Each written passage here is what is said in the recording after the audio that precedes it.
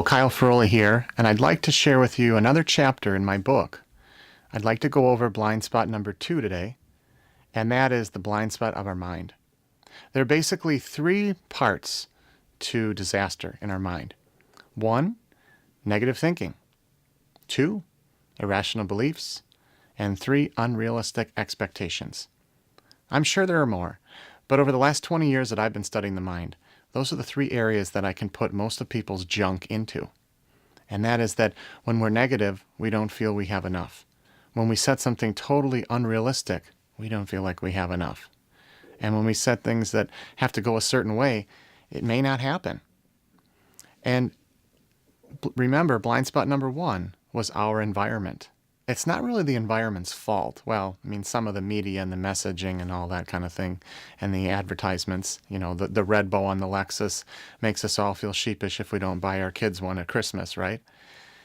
And there are other things that we feel we need to have or do because the commercials do a great job showing us that. Our neighbor may get a new vehicle. We might feel we need to. They may add on to their home. They may move. There are a lot of things of keeping up with the Joneses that we say we don't really want to do, but we end up sometimes doing.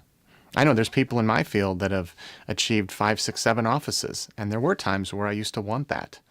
And then I became a little more realistic of what do I really want in my life, and I'd rather be teaching and educating and working with people at the large level than as much on the one-to-one level. But 10 years ago, my thoughts were different. So when you look at how your thoughts and your beliefs and your expectations lie, they trigger your brain to do a certain thing, which we'll learn about in the next video. Our mind is one of those things that holds on to bits and pieces from a long time ago. And what I've found is that we need to make sure that we're combing through that, sifting through that for some of the pieces that may not be making the most sense. Because as we take in our environment, we perceive things a certain way. And that gets compared to what we have stored. So if we see somebody that cuts us off, we might become immediately irritated, or we might just think, oh, they're in a hurry, they must be important. There are 2 different outcomes to that. One of them was a little sarcastic, of course, and one of them was more reality for most people. Stress is one of those things that gets a lot of us, and we don't even know it. We don't even see it coming. But I want you to think about, maybe you're seeing this before the book came out, maybe you have the book already, but going through blind spot number 2 is really important because it's kind of like the foundation. After you take in your world, you're processing it against what you have there. It's kind of like your foundation. So I urge you today to just look at some of the things that really bother you and first look and say, am I able to change those things? Or am I able to think different about those things?